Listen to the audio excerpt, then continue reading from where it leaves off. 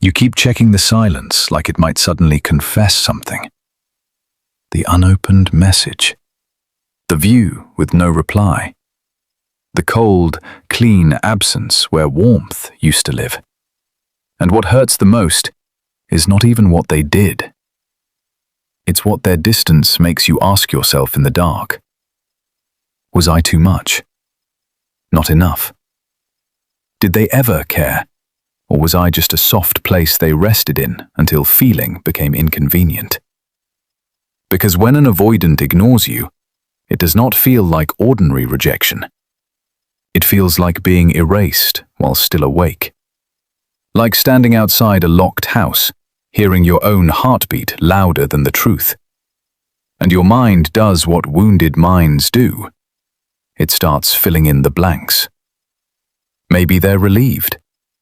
Maybe they've moved on. Maybe your absence means nothing. But that is not always what silence means. And this is the part no one tells you, because it is easier to make avoidant people into villains than to understand the terror that lives beneath their withdrawal. The more an avoidant ignores you, the more you often assume they are free of you. Sometimes the opposite is true. Sometimes the distance is not proof of indifference. Sometimes it is proof of overwhelm. That is the brutal truth you need to hear, especially if your pain has been making you run after someone who keeps stepping back. The more emotionally activated you become, the more certain you feel that action will fix it. Another message, another explanation, another attempt to make them see. But every time you chase clarity from someone whose nervous system experiences intimacy as pressure, you don't calm the storm. You become the storm. And that is why the pattern keeps repeating. Not because you loved too deeply, but because you tried to solve abandonment with pursuit. You tried to soothe uncertainty by reaching for the very person whose wiring makes them retreat when emotions rise too high. So the more panicked you become, the more they disappear. And the more they disappear, the more your body interprets it as danger. Now it's no longer just about them. It's about survival. Your chest tightens. Your stomach drops when the phone stays dark. Your thoughts loop at 2 a.m.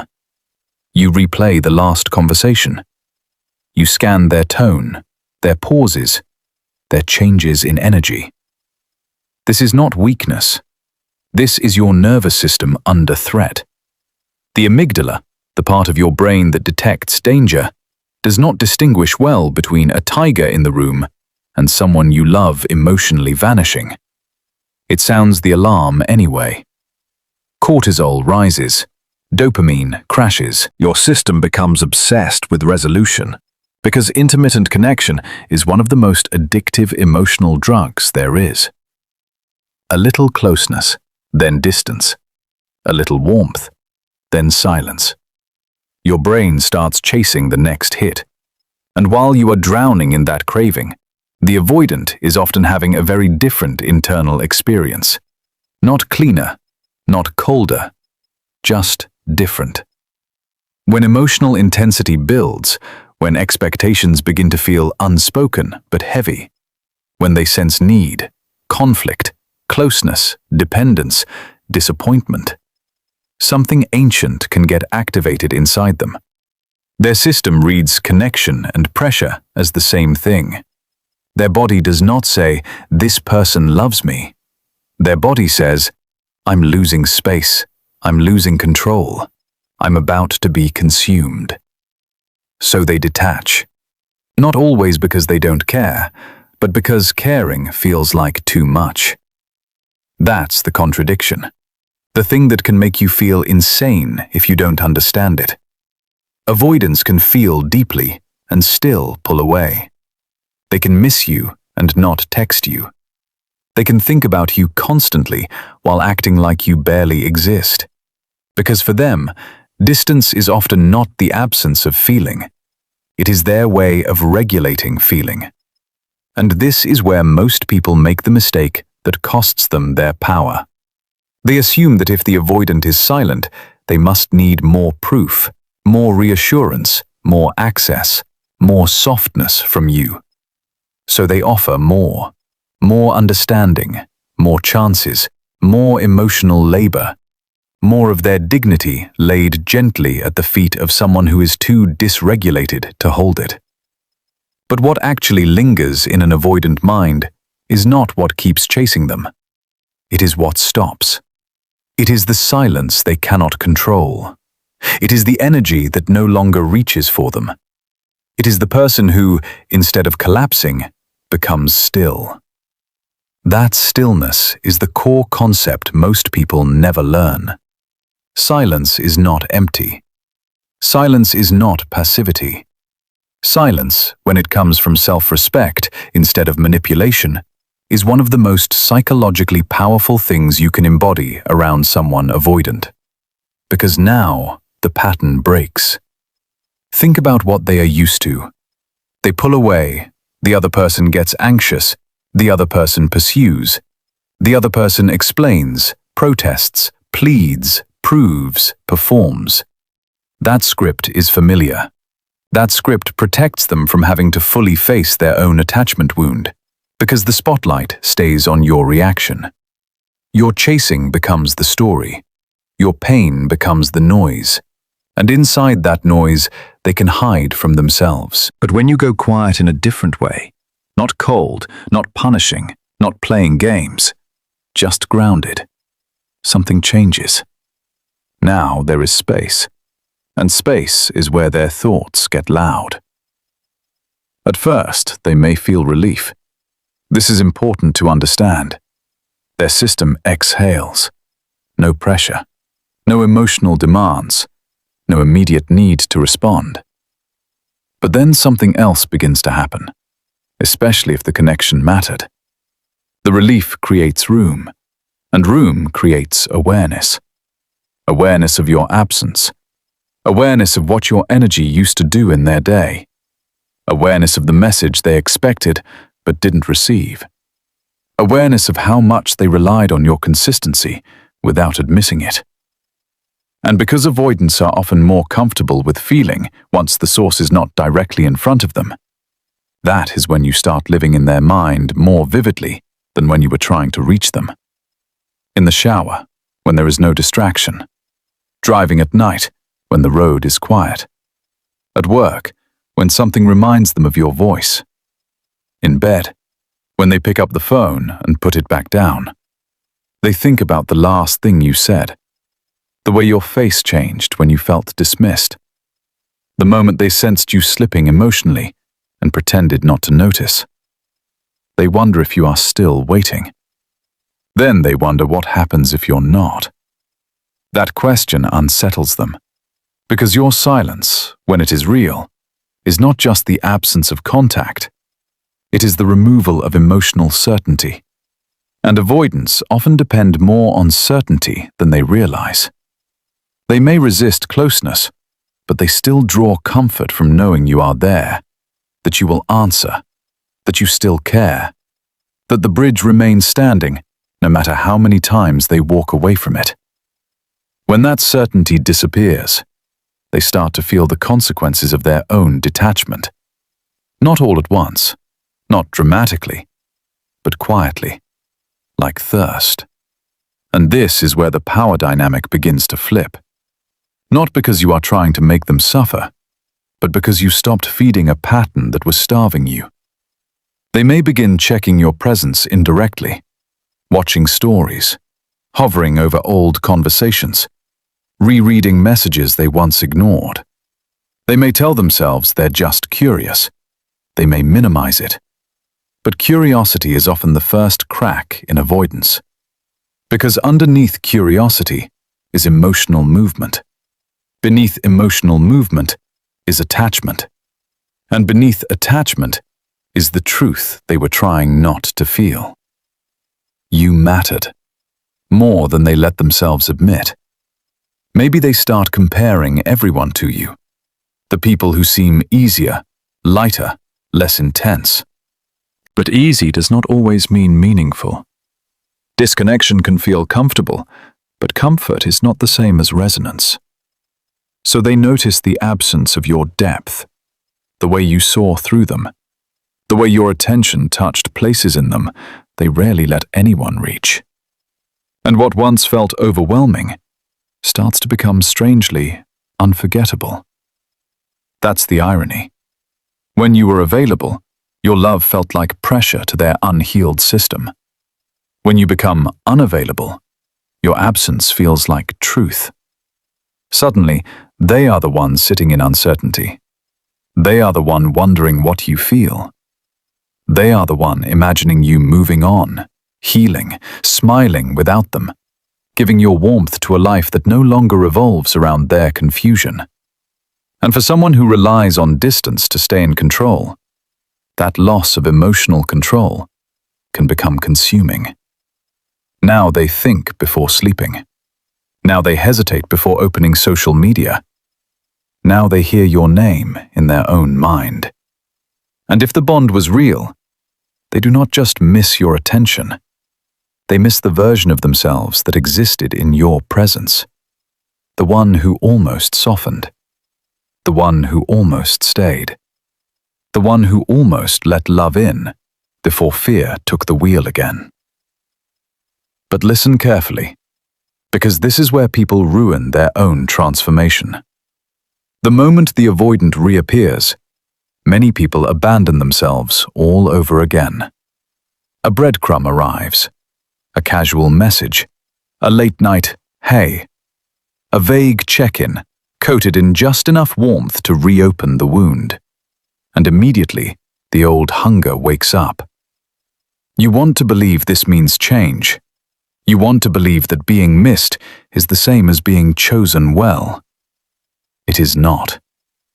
Being thought about is not the same as being valued correctly. Being contacted is not the same as being safe with someone. And someone missing you in your absence does not mean they have healed the part of them that harms you in your presence. That distinction will save your life. Because yes, your silence can make them think about you more. Yes, your withdrawal from the pattern can bring their feelings to the surface. Yes, they may chase, wonder, obsess, reach, circle back. But if you interpret that as proof that the old dynamic is now love, you will walk right back into the fire and call the burn destiny. Do not do that. The goal was never to make them miss you. The goal was to stop losing yourself. Read that again inside your own body. The goal was never to win the attachment game, never to master some emotional trick that finally makes a frightened person turn around and love you properly. The goal is to become someone whose worth is no longer negotiated through another person's inconsistency. Someone who no longer measures their value by how long it takes to get a reply. Someone who can understand avoidant psychology without volunteering to be wounded by it. That is the shift. Because the deepest power you can have is not the power to trigger longing in someone else. It is the power to remain rooted when longing tries to drag you out of yourself. Imagine this version of you. They go silent, and you feel it, of course you feel it. But you do not dissolve. You do not immediately turn pain into pursuit. You do not abandon your center to manage their discomfort. You let the silence reveal what it reveals.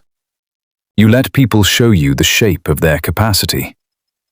You stop translating inconsistency into hidden devotion. You stop confusing intensity with intimacy. You stop romanticizing emotional unavailability just because it makes your nervous system light up. And something extraordinary begins to happen. Your body gets quieter. Your thoughts stop begging for crumbs. Your standards become clean. You no longer crave being chosen by people who can only love you in fragments. That is when your energy changes, and people feel it. Avoidants feel it too. Because you are no longer standing at the edge of yourself with your hands out, waiting to be let in. You are standing in your own life, in your own gravity, in your own warmth. And if someone wants access to you, they do not get it because they resurfaced when they got lonely. They get it by meeting you with clarity, consistency, and emotional courage. Anything less is just the old pattern wearing a new face. So if an avoidant is ignoring you right now, and your heart is aching for an explanation, let this be the one thing you hold on to tonight. Their silence may not mean they forgot you. It may mean they feel too much, in the only way they know how to survive. It may mean your presence reached them more deeply than their behavior ever admitted. But that truth is not your permission slip to wait. It is your invitation to wake up. Let them think about you. Let them feel your absence. Let them sit in the space they created. And you, come back to yourself so completely that whether they return or not stops defining the story. Because your power was never in making someone stay. Your power is in becoming someone who no longer has to shrink, chase, or bleed to be loved. Someone who understands that self-worth is not loud. It does not beg. It does not perform. It does not collapse in the presence of confusion. It breathes. It observes. It chooses. It leaves what cannot hold it. And when that identity settles into your bones, something almost sacred happens. You stop being magnetized by people who only know how to love from a distance. You stop calling emotional hunger chemistry. You stop mistaking silence for mystery. You see clearly. You feel deeply. But you do not betray yourself to preserve a bond that keeps asking you to disappear. That is when your life changes. Not when they text. Not when they come back. When you do. When you return to the parts of yourself you abandoned just to stay emotionally available to someone who could not meet you there. When you become the kind of person whose heart is open, but whose boundaries are awake.